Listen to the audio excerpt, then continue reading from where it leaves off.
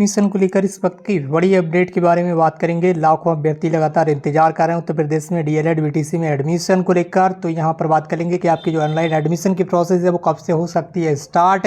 इसके साथ ही बात करेंगे एडमिशन प्रोसेस के बारे में, एलिजिबिलिटी क्राइटेरिया, इसके साथ ही एज लिमिट क्या रहती है, फीस वगैरह क्या रहती है आवेदन करने के लिए। तो सारी चीज़ों के बारे में जानने के लिए वीडियो में एंड तक बने रहेगा। अगर आप चैनल पर नए हैं तो चैनल को सब्सक्राइब करके बेल आइकन जरूर प्रेस कर लीजिए। तो चलिए दोस्तों आज की इस वीडियो को स्टार्ट करते हैं। तो सबसे पहले यहाँ पर बता दें यूपी डीएलएड में एडमिशन के लिए जो ऑनलाइन आवेदन है वो अगस्त माह में अब स्टार्ट हो सकते हैं पीएनपी की तरफ से। इसके संबंध में अभी तक जो ऑफिशियल नोटिफिकेशन है वो जारी ना हो पाने के कारण आपको एग्जैक्ट इन्फॉर्मेशन देना यहाँ पर पॉसिबल नहीं है, क्योंकि पीएनपी की तरफ से जब ये इस तरह का जो नोटिफिकेशन है वो जारी किया जाएगा, जैसे कि ये प्रीवियस ईयर का नोटिफिकेशन है यूपी डीएलएड में एडमिशन के लिए, जो कि पिछले साल मई के महीने में ही जारी कर दिया गया था। आप देख सकते हो कि पिछले साल मई के महीने में ही नोटिफिकेशन आ गया था, लेकिन इस बार अभी तक पीएनपी की तरफ से ऑनलाइन आवेदन के संबंध में जो नोटिफिकेशन है वो जारी नहीं हो पाया है। ठीक है, इसके पीछे कोई रीजन हो सकते हैं। फिलहाल अभी आपको बताइए होगा डीएलएड की परीक्षाएं भी स्टार्ट होने जा रही हैं, जिसमें फर्स्ट सेमेस्टर की और थर्ड सेमेस्टर की परीक्षाएं स्टार्ट होंगी 8 से और 12 अगस्त से।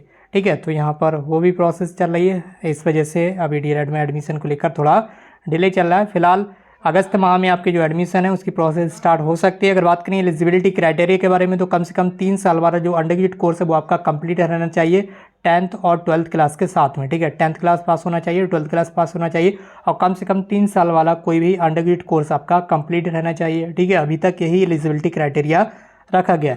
इसके साथ ही अभी तक जो एलिजिबिलिटी क्राइटेरिया उसके अकॉर्डिंग आप यूपी के निवास प्रमाण पत्र आपके पास होना चाहिए, यानी कि आप यूपी के मूल निवासी होना चाहिए। अभी तक जो एलिजिबिलिटी क्राइटेरिया वही सारी चीज़ें बताई जा रही हैं। अगर आने वाले समय में इसको कुछ भी चेंज किया जाता है इसमें, तो आपको समय पर इन्फॉर्मेशन दी जाएगी। अब ऐसा हो सकता है कि ऑल इंडिया के जो स्टूडेंट्स हैं वो इसमें आवेदन करने के लिए एलिजिबल हो जाए। अभी कुछ दिन पहले ऐसे न्यूज आई थी, आपने देखी भी होगी, हमने भी 3 से 4 बार आपको न्यूज़ को दिखा चुके हैं कि अब ऐसा हो सकता है कि किसी भी स्टेट के जो अभ्यर्थी हैं वो यूपी से डीएलएड कर सकते हैं, लेकिन अभी तक इसके संबंध में जो ऑफिशियल नोटिफिकेशन है वो जारी नहीं हो पाया। जैसे ही ऑफिशियल नोटिफिकेशन आएगा आपको वीडियो के माध्यम से दे दी जाएगी जानकारी, तो आप लोग यहाँ पर चैनल को सब्सक्राइब करके बेल आइकन जरूर प्रेस कर लीजिए। इसके साथ ही बात करें यहाँ पर, तो आप देख सकते होंगे बताया गया है कि स्नातक परीक्षा जो है वो कम से कम 50% अंकों के साथ आप पास होना चाहिए। अंडर ग्रेजुएट कोर्स में आपके कम से कम 50% अंक होना चाहिए। इसके साथ ही SC category, ST category, OBC category, PH category और फ्रीडम फाइटर आश्रित, इसके अलावा भूतपूर्व सैनिकों के लिए न्यूनतम अंकों में 5% की छूट होगी, यानी कि इन सभी कैटेगरी के अभ्यर्थियों को 45% अगर आपके ग्रेजुएशन में मार्क्स हैं तब भी एडमिशन मिल जाएगा। ये चीज़ आपको यहाँ पर ध्यान देना है। ठीक, इसके साथ ही यहाँ पर और भी कई सारी इंपॉर्टेंट चीज़ें बताई गई हैं। ठीक, तो यहाँ पर आप नीचे आ जाएंगे तो यहाँ पर बताया गई एज लिमिट। एज लिमिट है वो आपकी कम से कम 18 वर्ष कंप्लीट रहना चाहिए। ठीक है, 1 जुलाई को। इसके अलावा 35 वर्ष से अधिक ना हो। जो 35 वर्ष से ये अधिकतम आयु है, इसमें अधिकतम आयु में रिजर्व कैटेगरी के अभ्यर्थियों को छूट मिलेगी। उत्तर प्रदेश के जो भी रूल्स और रेगुलेशन है उसके अकॉर्डिंग छूट मिलेगी, जिसकी यहाँ पर बताया भी गया है। एससी और एसटी कैटेगरी की और पीएच कैटेगरी को अधिकतम आयु सीमा में 5 वर्ष की छूट मिल जाएगी, यानी कि 35 और 5 40 वर्ष की अगर आयु होगी तब भी आपको एडमिशन मिल जाएगा। इसी तरह से अलग अलग ये जो छूट है वो यहाँ पर बताई गई है। नोटिफिकेशन आप देख सकते होंगे, सेम टू सेम इसी तरह से छूट मिलने वाली है। अभी तक जो नोटिफिकेशन जारी किया जाता है, यानी कि उत्तर प्रदेश सरकार की जो नियम है उसमें निवास प्रमाण पत्र की अनिवार्यता है। ठीक है, ऐसे अभ्यर्थी आवेदन हेतु पात्र होंगे जो उत्तर प्रदेश के स्थायी निवासी हों।